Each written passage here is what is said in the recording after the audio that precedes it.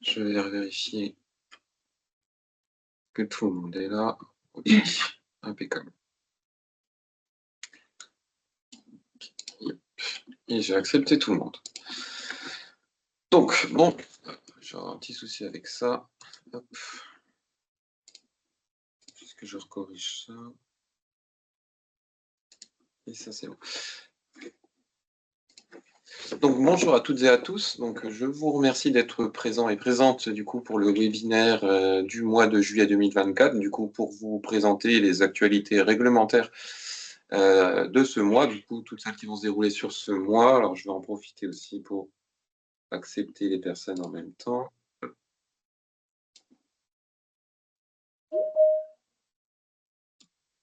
Ah, bon, je suis OK. Donc, les actualités réglementaires, vous verrez, c'est assez rapide puisqu'on va aussi vous refaire un petit retraçage de ce que nous, on pourrait trouver redondant, on va dire, sur du coup le mois de juillet, voire le mois d'août aussi en prévention. 2024, on va faire un zoom sur la refonte des pages partenaires de l'espace partenaire du coup du CAF.fr et aussi vous parler du coup du service public de la petite enfance. Donc, je m'appelle Thomas Brune, je ne me suis pas présenté, je suis désolé. Je m'appelle Thomas Brune, je suis responsable d'unité au service prestation. Vous m'avez peut-être déjà vu une ou deux fois où j'avais déjà fait animer d'autres webinaires. Et je laisse du coup ma collègue se présenter. Bonjour à tous, je suis Nathalie Delamotte, responsable du service d'action sociale à la CAF. Voilà. Donc, comme on a une partie un petit peu moins dense du coup sur le côté action sociale, je laisserai du coup ma collègue Nathalie vous présenter du coup toutes les actus côté action sociale et moi du coup je reprendrai au début du support du coup pour vous présenter toutes les actualités, on va dire côté législation, côté prestations. À savoir que le support, comme d'habitude, on vous l'enverra, l'enregistrement, on vous le redonnera aussi. Donc, il n'y a pas de souci. Alors, j'espère que j'entendrai bien les questions s'il y en a. Sinon, vous inquiétez pas. Si vous voyez que je n'arrive pas enfin, ou que je les entends pas, n'hésitez pas à les poser sur le fil de discussion pour qu'on puisse y répondre. Hop. Du coup, comme j'ai précisé, du coup, on va faire directement le zoom sur le service public de la petite enfance. Et on va se projeter tout de suite. Ça doit être la diapo 25, normalement. En page 25. Forcément, hein, s'il veut bien suivre. Sinon, je ferai. Voilà.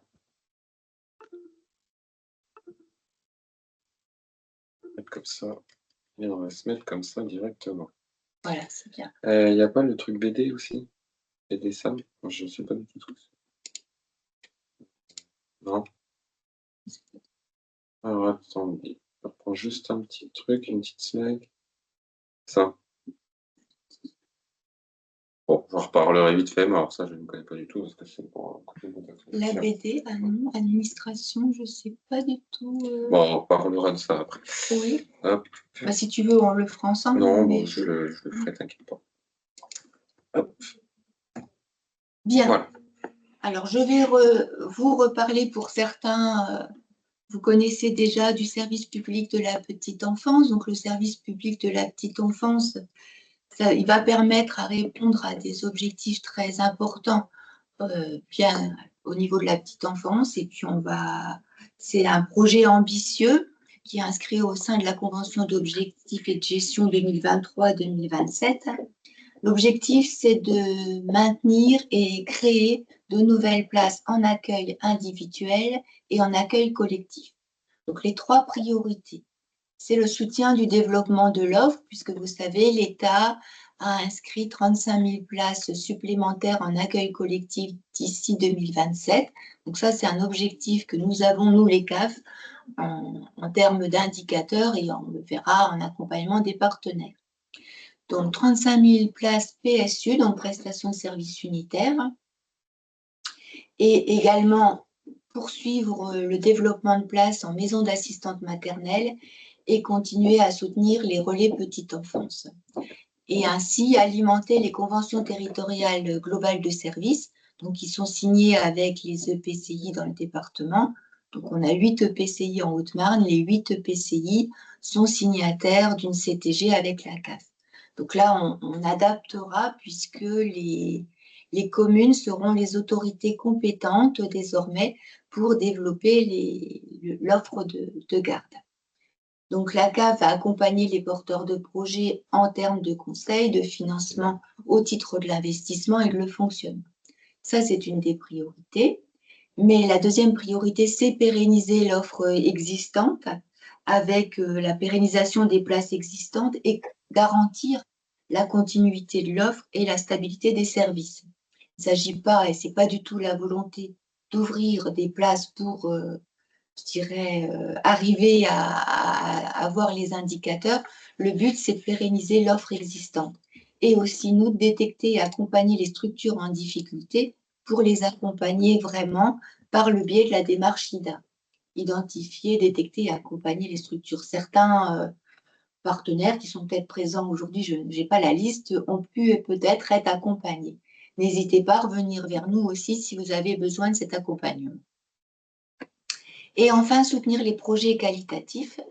La caisse d'allocation familiale est à vos côtés pour accompagner les structures dans le cadre du service public de la petite enfance à la qualité de l'accueil des enfants, mais aussi des professionnels, à la qualité de travail des professionnels dans le terme de qualité environnementale, accessibilité à tous les parents et bien sûr l'information des parents.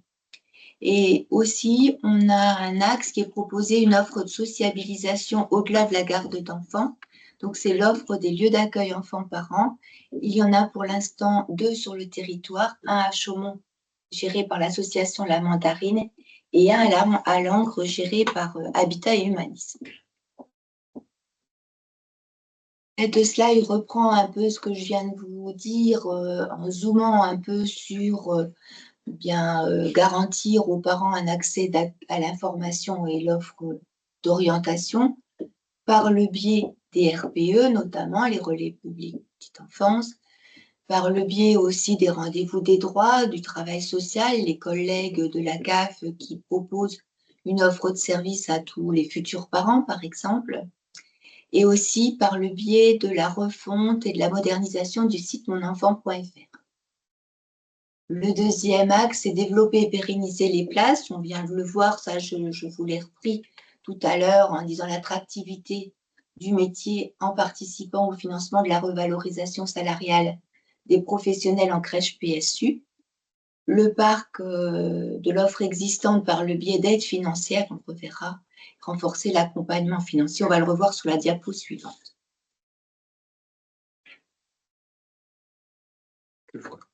Que voilà, merci Thomas. Donc, en tant que premier financeur du secteur petite enfance, les CAF sont les soutiens et les interlocuteurs privilégiés des communes et vous accompagnent les partenaires donc, pour atteindre les objectifs que l'on vient de voir précédemment, mais aussi contrôler l'usage des fonds publics. Donc, là aussi, il y a toute une politique le plan de contrôle des équipements sur place qui est développé par la CAF, qui, chaque année, on a un montant financier à exécuter, c'est un de nos objectifs, et donc on doit décliner un plan de contrôle des structures petite enfance, mais aussi d'autres structures, pour vérifier et remonter au niveau national l'usage des fonds publics.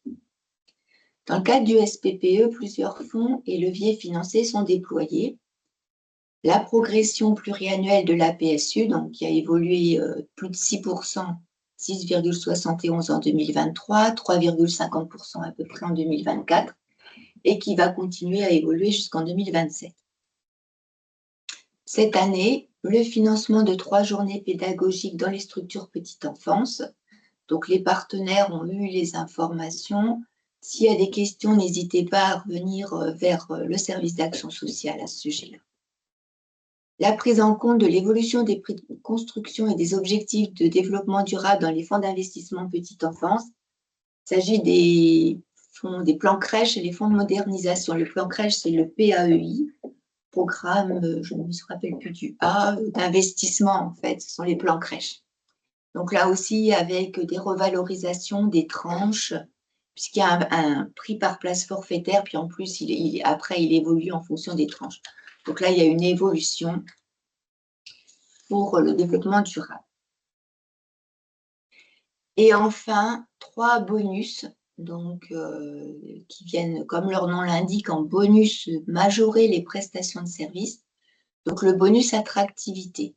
Donc lui, il permettra de soutenir les métiers de la filière petite enfance qui ont été revalorisés par les structures au sein des crèches PSU, des gestionnaires publics et privés.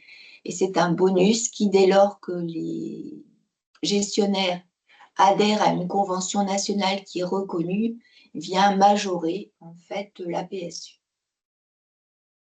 Ensuite, il y a l'augmentation du bonus territoire CTG, donc là, pour toutes les structures qui sont intégrées dans un CTG et qui bénéficiaient par avant au contrat enfance-jeunesse qui a été transformé en bonus territoire, eh bien, il y a une augmentation du bonus territoire.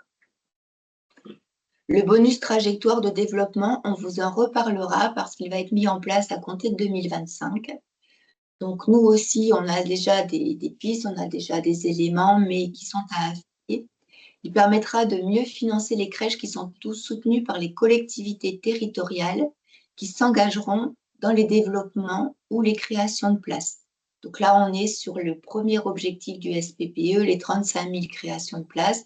Toutes les collectivités qui décideront de créer de nouvelles places, il y aura un bonus complémentaire aux autres attractivités et bonus territoire qui s'appellera le trajectoire de développement. En termes d'accueil individuel, il y a eu également pour les assistantes maternelles la revalorisation de la prime d'installation qui était 600 € précédemment et qui est passée à 1 200 € pour toutes les nouvelles assistantes maternelles. Des financements pour les MAM qui peuvent maintenant être éligibles au plan crèche et au FME, au Fonds de modernisation, et le déploiement de places de crèche donc AVIP, à vocation insertion professionnelle et à vocation insertion sociale. Donc là, dans le département de la Haute-Marne, il y a 5 structures qui sont labellisées sur les AVIP et 5 structures qui sont labellisées sur les AVIS. Ce ne sont pas forcément les mêmes structures, mais je crois qu'on vous en a déjà parlé dans des webinaires. Et voilà. Voilà pour ma part, mais si vous avez des questions, je peux peut-être y répondre. Je ne sais pas si dans le fil de discussion, il y a des questions. Sinon, n'hésitez pas à me contacter par ailleurs ou le service d'action sociale, mes collaboratrices qui sont à votre, et collaborateurs qui sont à votre disposition. Donc, merci Nathalie. Si c'est bon pour toi, tu veux qu'on regarde la diapo ou ça y va? Non, je vais me débrouiller sur la suite. Donc pour l'instant, il n'y a pas eu de questions, il n'y a rien sur le fil d'actualité. Alors si quelqu'un a pris la parole et que je n'entends pas son micro, c'est que j'ai toujours un souci, moi, de retour de son. Donc si vous avez posé une question, n'hésitez pas à la reposer dans le fil de discussion, parce que ça, je peux le suivre à côté, donc il n'y a pas de souci. Sinon, du coup, en termes de présentation, c'était tout pour ma collègue, pour le côté action sociale, pour tout ce qui est présentation petite enfance.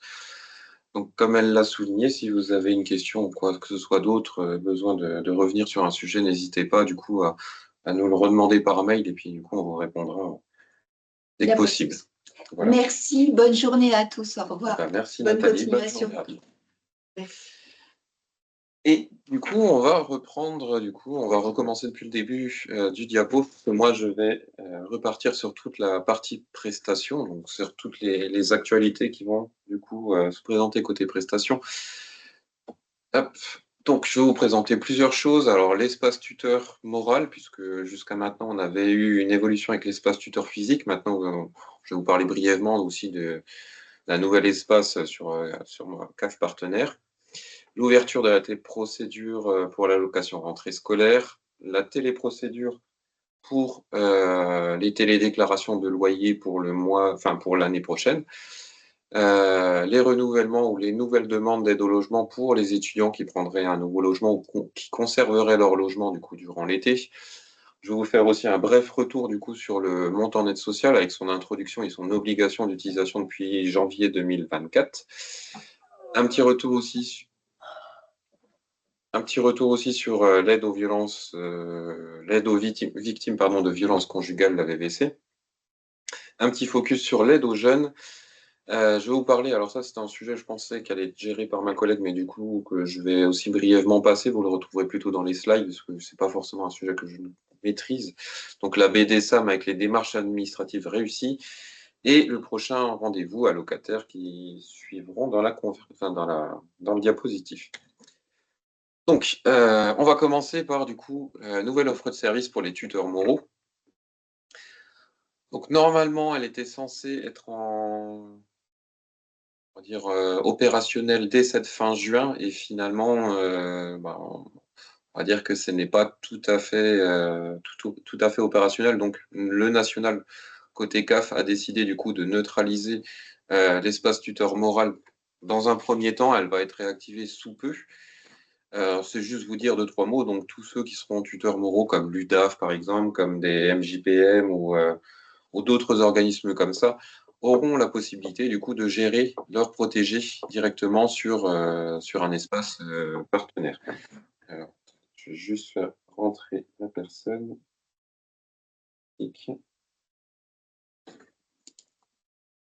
Hop, je vais revenir dessus.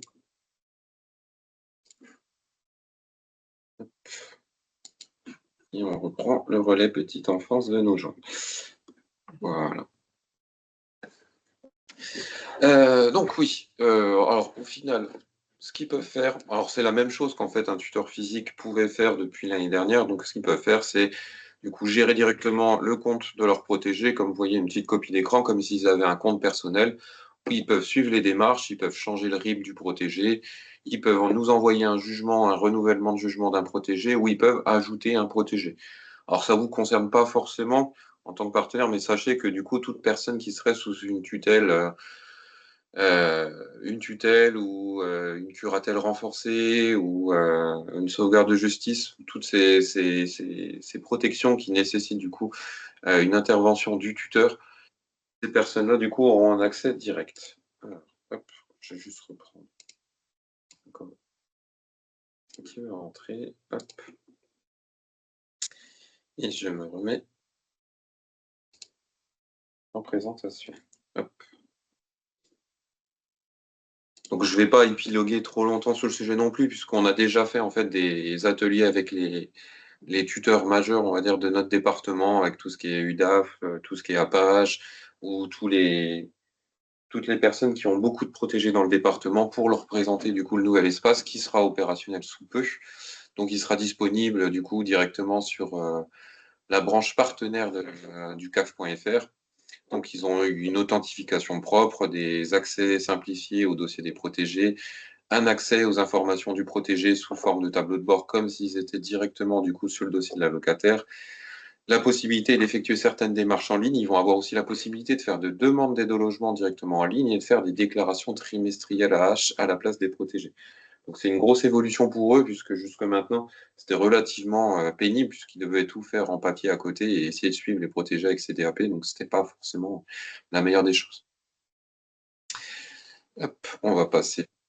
Et du coup, alors attendez, parce que j'ai des allers-retours en salle d'attente. Hop, et on revient. Un petit peu plus intéressant, où on a un peu plus de personnes concernées, ça va être du coup avec l'allocation de rentrée scolaire. Donc comme forcément, comme tous les ans, on va se relancer du coup dans la campagne ARS. Alors juste pour faire un petit focus dessus, du coup l'allocation de rentrée scolaire sera versée aux familles ayant des enfants de 6 à 18 ans. Donc ça ne change pas. On aura toujours un versement automatique pour les enfants du coup de 6 à 16 ans. Et pour les enfants de 16 à 18 ans, on aura juste eu besoin d'une confirmation de l'allocataire qui se fera via la téléprocédure pour nous préciser si l'enfant est toujours scolarisé ou non. En 2023, 6500 familles du département ont bénéficié de l'ARS, donc juste à titre indicatif. Donc le versement sera automatique sur le mois d'août comme chaque année.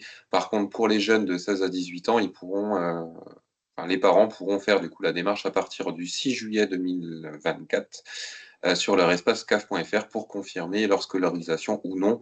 On leur demandera simplement de nous renseigner les coordonnées de l'établissement scolaire pour que nous, on ait une confirmation qui c'est par exemple en BTS, en n'importe quelle classe du coup, pour qu'on puisse nous effectuer le versement automatique du coup de l'allocation entrée scolaire. Donc il y aura une campagne de communication qui va être faite, nous, derrière, à partir du coup du 15 juillet 2024 pour que toutes les personnes soient informées et qu'elles aient un accès directement sur leur espace CAF.fr. Et pour les familles non allocataires, donc pour les personnes qui ne seraient pas encore allocataires chez nous, mais qui ont quand même un enfant à charge, pour lequel ils voudraient faire une demande d'allocation rentrée scolaire, sachez que du coup le formulaire de déclaration de situation sera téléchargeable directement sur CAF.fr, donc ils pourront le faire directement eux-mêmes. Ils auront juste à se créer un espace CAF.fr au préalable.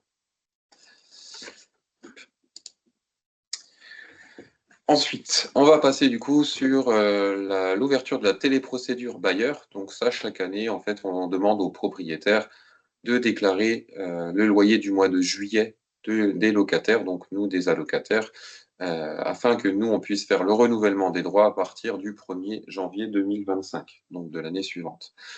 Donc ça sera relativement simple, hein, cette téléprocédure, elle sera ouverte normalement à partir du 1er août, puisqu'on ne peut pas encore déclarer un loyer qui n'est pas encore issu.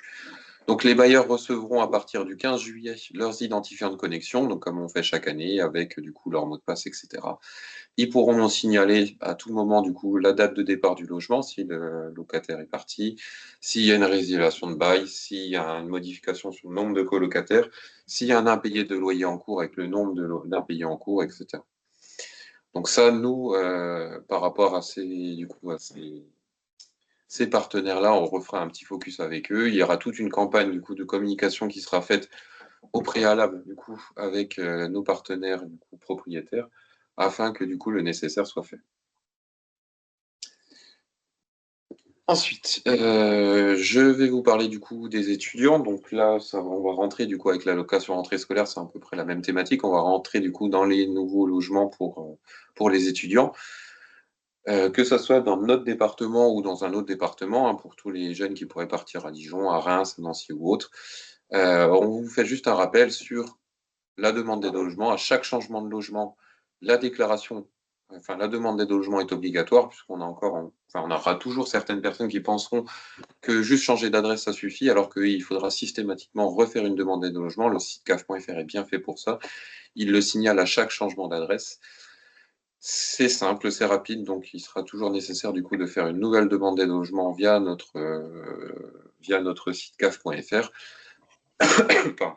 Donc la simple obligation, ça sera d'avoir un compte personnel, du coup, de créer un compte sur l'espace Mon compte du site caf.fr.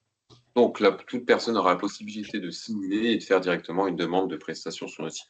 Donc ça, c'est un peu du rabâchage, hein, vous connaissez déjà un peu nos démarches en ligne.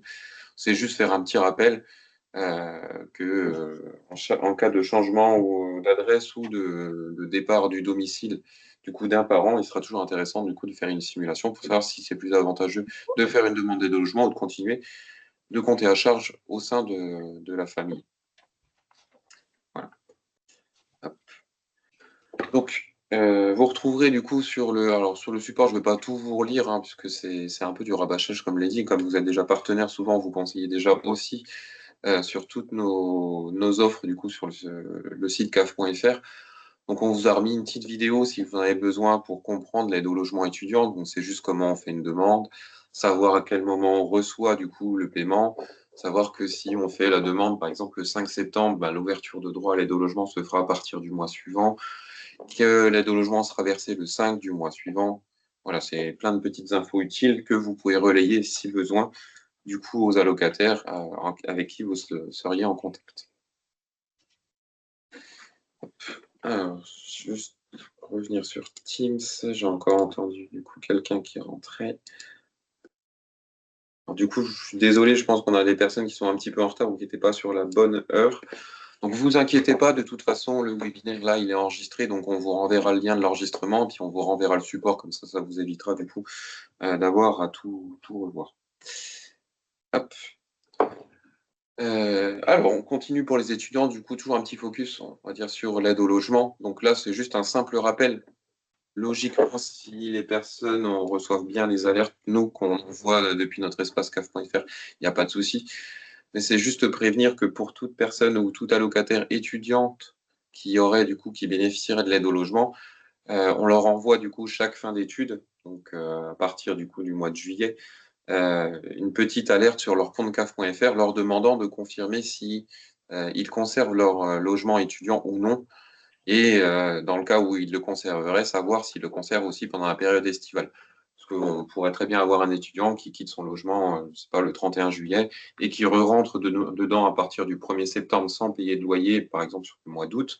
Donc dans ce cas-là, on ne maintiendrait pas l'aide au logement du mois d'août, mais on reprendrait immédiatement à partir du mois de septembre sans lui imputer du coup la règle qui dit qu'on ouvre droit à l'aide au logement à partir du mois suivant. Donc c'est assez simple, hein, ils ont juste à se connecter sur leur espace caf.fr et comme pour toute déclaration ou tout changement, ils ont une petite alerte en rouge qui leur demande du coup de faire la déclaration de confirmation de logement ou non. Ils ont la possibilité, donc elle est ouverte depuis fin mai, j'avais dit une bêtise sur le mois de juillet, mais elle est ouverte depuis fin mai. Donc nous, ça nous permet de savoir si on maintient l'aide au logement, ça leur permet d'avoir aussi un petit rappel pour nous signaler tout départ de logement pour qu'on évite aussi de verser l'aide au logement à tort après un départ de logement. Donc, si vous avez des questions hein, sur ces procédures-là ou sur la demande des logements ou autre, n'hésitez pas. Je vais continuer à définir. Alors là, c'est juste pour refaire. Alors, encore une fois, je ne vais pas rentrer trop dans le détail puisque ça va être des chiffres que vous pourrez retrouver peut-être plus tranquillement à tête reposée quand vous aurez le support, puisque là, ça va être un petit peu des chiffres un peu dans tous les sens. Donc, juste pour vous faire un retour du coup sur le montant en aide sociale, puisqu'on a au niveau national, on a réalisé du coup une écoute usagée pour savoir du coup si l'utilisation du montant en aide sociale était appréciée, si c'était plus facile ou autre. Donc, dans ce panel-là, du coup, on a 24% de bénéficiaires RSA, 64% prime d'activité et 12% qui bénéficient des deux. Donc, forcément, on a une plus grosse bénéficiaire de prime d'activité puisque c'est la prestation qui couvre le plus de personnes bénéficiaires. Enfin, en tout cas, qui perçoivent des salaires à côté. Donc, dans ces répondants, du coup, 62% des répondants avaient entendu parler du montant d'aide sociale avant cette consultation par la CAF, ensuite par l'employeur et ensuite, du coup, en le découvrant sur leur fiche de paye. Donc, cette expérimentation, on va dire, ce qui est même au-delà de l'expérimentation maintenant, puisque c'est la mise en pratique, elle a été plus ou moins bien accueillie, on va dire, de nos allocataires, puisque maintenant on a vraiment un montant unique à déclarer sur toutes les déclarations trimestrielles, que ça soit du coup RSA ou prime d'activité. Donc ça va limiter grandement les risques d'erreur pour du coup les salaires, pour avoir les réintégrations, les acomptes, les saisies sur salaire, etc. Que ce soit pour nous ou pour les allocataires, c'était vraiment la plus grosse source d'erreur du coup dans les déclarations. Donc depuis le mois de janvier, maintenant, il n'y a plus à se poser de questions. Il faut déclarer systématiquement le montant d'aide sociale quand il figure sur le bulletin de salaire. Alors, on a remarqué qu'il y a encore des employeurs qui ne le font pas forcément figurer. Donc ça, c'est quand même devenu une obligation. Donc on espère que ça sera bien généralisé au fil du temps. Mais à savoir que dans tous ces cas-là, du coup, on a quand même 46% des personnes qui trouvent déjà que ça simplifie leur démarche. Alors on a le reste des personnes, je pense que c'est pas forcément... Enfin, c'est des personnes qui n'avaient pas forcément des réintégrations ou des problèmes pour déclarer leur bulletin de salaire. Mais pour tous les intérimaires ou les autres personnes qui avaient vraiment des bulletins de salaire compliqués, c'est vraiment du coup un processus qui nous a permis, nous, de simplifier les démarches. Et qui nous permet aussi d'enclencher un petit peu tout ce qui va être déclaration à la source, etc., qui va se faire automatiquement. Voilà, donc je vous laisserai reprendre les chiffres un peu de votre côté si ça vous intéresse. Mais je pense pas que majoritairement vous soyez vraiment trop intéressé par le pourcentage de personnes qui l'utilisent, etc. Mais on préfère quand même vous en parler, savoir qu'on a fait un petit retour et qu'on s'est intéressé à ça. Ensuite, l'aide aux victimes de violences conjugales. Donc ça a été du coup un projet majeur depuis la fin de l'année dernière qu'on a au niveau national qu'on mène à bien et qu'on essaye de suivre le plus rapidement possible. Donc la VVC est entrée en vigueur le 28 novembre 2023. Donc après 6 mois, 34 069 demandes ont été reçues au niveau national, dont 70% quasiment web et 12% papier.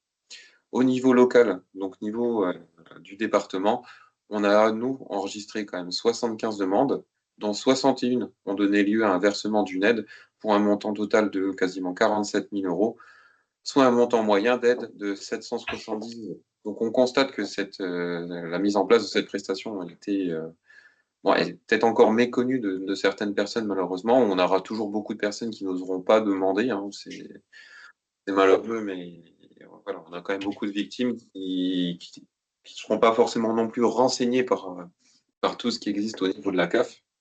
On essaye de faire en sorte de populariser un petit peu cette allocation aussi, cette aide d'urgence, parce qu'elle se destine quand même à un public fragile et des personnes ayant besoin vraiment on va dire, d'un coup de pouce assez rapide. Et c'est pour ça que nous, on s'engage à le traiter le plus rapidement possible. Donc, le délai moyen de paiement de l'aide en Haute-Marne, en tout cas, elle est de 1,88 jours, ce qui veut dire que nous, on reçoit une demande et 2 jours plus tard, quasiment, elle est déjà mise en paiement. Pour 95% de nos demandes, puisque le reste est traité, du coup, toujours en moins de 5 jours. Ce qui veut dire qu'on reçoit une demande le lundi et elle sera traitée et mise en paiement dès le vendredi. Tard. Hop, pardon pour ça. Ensuite, du coup, on revient aussi, on fait un petit focus sur l'aide aux jeunes, puisqu'on en a de multiples qui sont présentés. Donc, comme la CAF de la Haute-Marne est très mobilisée aussi pour les jeunes, parce qu'on n'a pas forcément de prestations légales qui leur sont proposées pour les aider dans leurs études ou autres. Donc, nous, CAF de Haute-Marne, on a quand même réalisé pas mal de petites vidéos en partenariat avec le lycée Beauchardon, aussi du coup avec des gestionnaires conseils qui ont fait des petites vidéos tutos sous format court pour savoir par exemple comment faire une demande d'aide au logement. Donc c'est vraiment destiné à un public jeune puisque c'est vraiment des vidéos de 1 à 3 minutes pour leur dire comment faire une demande, comment distinguer ce qu'est une colocation d'une vie commune, comment sont versées les prestations de la carte de la Haute-Marne. Voilà, toutes ces petites choses-là qui peuvent les aider, les accompagner. On a toute une FAQ aussi qui est disponible sur le site caf.fr. Alors, toutes ces infos-là, ils peuvent les retrouver ou vous pouvez les retrouver directement sur caf.fr dans nos pages locales en cliquant sur le hashtag aide aux jeunes Haute-Marne. Ça, savoir, c'est vraiment local tout ce qui est mis en place là-dessus. Je ne rentre pas trop dans le détail non plus, puisqu'on vous en a déjà parlé sur d'autres webinaires de tout ce qu'on met en place en côté proactif. Mais c'est juste pour rappeler que, du coup, avec la période estivale qui arrive, avec tous les jeunes qui vont vouloir du coup faire une demande d'aide au logement et autres, savoir que vous pouvez aussi les orienter du coup sur le YouTube de la CAF de la Haute-Marne pour retrouver toutes ces petites vidéos en forme court. Alors, cette slide-là, je vais vous la lire entièrement puisque je vous avouerai que du coup je ne l'avais pas préparée parce qu'elle ne concerne pas directement les prestations. Donc, avec SAM, des démarches administratives réussies. Donc, les démarches administratives peuvent parfois sembler compliquées, surtout aux jeunes. La branche famille et l'assurance maladie proposent une approche ludique et constructive pour aider les 16 à 25 ans à naviguer à travers le labyrinthe des procédures administratives.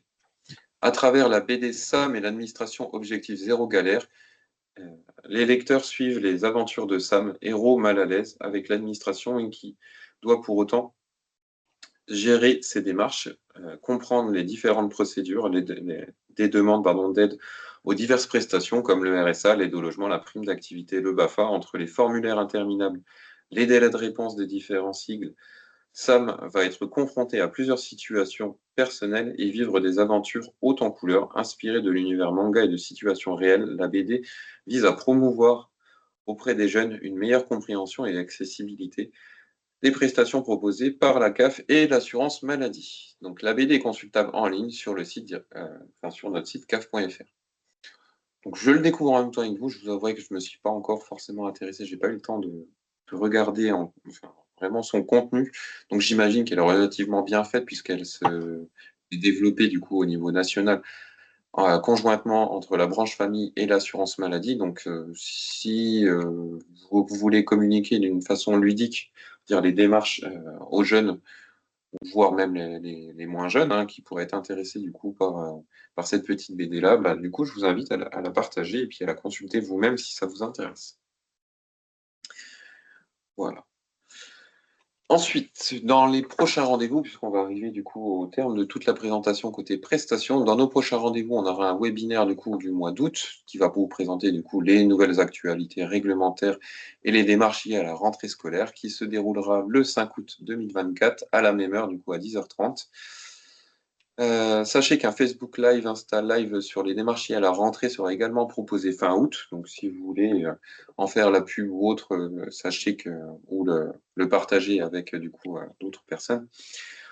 On le postera du coup sur Instagram et Facebook pour avoir la date prochainement. Voilà. Ensuite, ça va être du coup, il me semble, la dernière partie, un petit zoom sur la refonte des pages CAF.fr pour l'espace partenaire, pardon. Donc ça, vous l'avez peut-être déjà remarqué puisque c'est déjà mis en production, donc c'est déjà en ligne. Donc après évolution des pages allocataires au printemps 2022, le deuxième volet de la refonte du CAF.fr est arrivé en juin et concerne l'évolution des pages partenaires et nous connaître qui sont désormais rassemblés dans un même espace qui s'appelle l'espace professionnel. Donc maintenant, on n'a plus besoin de switcher entre allocataires et, et partenaires. Maintenant, on a un espace directement professionnel. Donc ça, si vous êtes déjà allé sur votre espace CAF.fr, sur vos accès pro, du coup, vous avez vu que maintenant, il y a un onglet professionnel. Donc cette évolution, elle va faciliter et simplifier l'accès à l'information en tenant en compte les retours utilisateurs concernant l'ergonomie, la navigation, les fonctionnalités. Elle favorise une recherche par moteur de filtrage plutôt qu'une navigation par page pour accéder à l'info. Elle intègre les contenus locaux au même niveau que les contenus nationaux. Elle améliore l'accès aux contenus euh, via du coup les téléphones. Et elle garantit l'accès numérique et respecte les pratiques de sobriété numérique. Donc le premier changement, du coup, c'est le changement visuel. Vous voyez que ça a changé de couleur. Maintenant, tout l'espace professionnel sera en couleur mauve afin de faciliter sa distinction. Alors, personnellement, je ne vois pas une énorme différence, mais ça a été décidé au niveau national. L'accès à l'espace se fait directement depuis le bandeau. Je vais voir la petite démo qui se fait juste après. Donc, on verra ça vite fait sur les diapos d'après. Donc, ce qui ne change pas, c'est l'accès aux différentes pages dédiées aux partenaires. Le portail accès Mon compte partenaire reste identique. Donc, une fois que vous voulez vous loguer, en fait, c'est exactement la même chose en fonction de si vous êtes bailleur, si vous êtes tuteur, voilà, en fonction du coup de votre profil. Et la section boîte à outils ne change pas non plus. Donc, ce qui change, on le voit ici, hein, c'est qu'avant, on cliquait sur un partenaire, enfin, on cliquait sur le petit onglet pour switcher entre allocataire et partenaire. Maintenant, on a directement l'onglet allocataire et l'onglet professionnel pour le distinguer. Et là, vous avez tout qui est du coup, enfin, tous les sous-onglets, toutes les sous-parties qui sont remises comme auparavant. Donc, il n'y a pas d'énormes changements, c'est juste que vous ne soyez pas étonnés. Vous avez du coup la possibilité d'arriver directement dans les différents menus avec accueil, actualité, offre de services, études et internationales, presse, nous connaître, emploi et carrière et innovation. Pour vous connecter directement sur votre espace partenaire, c'est toujours pareil. Cliquez en haut à droite sur mon compte partenaire et vous pouvez directement vous loguer dessus. Donc c'est pour ça que je passe assez vite, hein. Je pense que vous l'avez déjà vu. C'est assez intuitif, c'est pas non plus une grosse évolution. C'est plus pour simplifier l'ergonomie et la navigation. Ensuite, du coup, ce qui change sur la deuxième partie de la page, comme pour les allocataires, une présentation par profil des partenaires est proposée. Différentes situations sont regroupées dans 6 thématiques qui guident le parcours professionnel, donc partenaires d'accueil, partenaires internationaux, etc. Donc c'est ce qu'on a vu sur la page précédente. Un contenu local pourrait être ajouté au contenu national, donc ça, nous, on aura la possibilité du coup d'étoffer un petit peu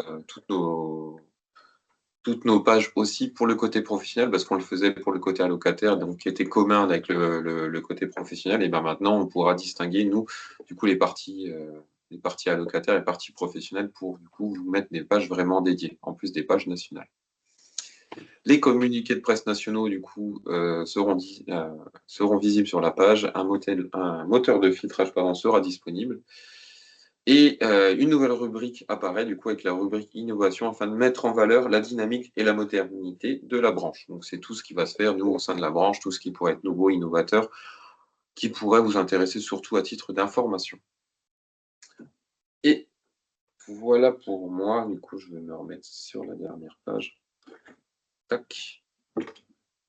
Sur celle-ci, si vous avez envie de flasher le QR code, ou si, du coup, vous voulez le faire plus tard, vous nous donnez votre avis, du coup, nous, sur les formats des webinaires, si vous voulez qu'on intègre quelque chose de nouveau, qu'on fasse des focus particuliers sur une prestation ou autre, c'est toujours intéressant pour nous de le savoir et puis, du coup, de contribuer au mieux, du coup, avec l'échange avec nos partenaires. Donc, on s'y attache grandement.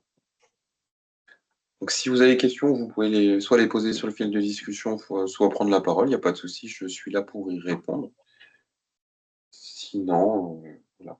Je vais attendre quelques petites secondes et puis si vous n'avez pas de questions ou rien à redire, je pourrai arrêter l'enregistrement et puis du coup, ça mettra fin au webinaire.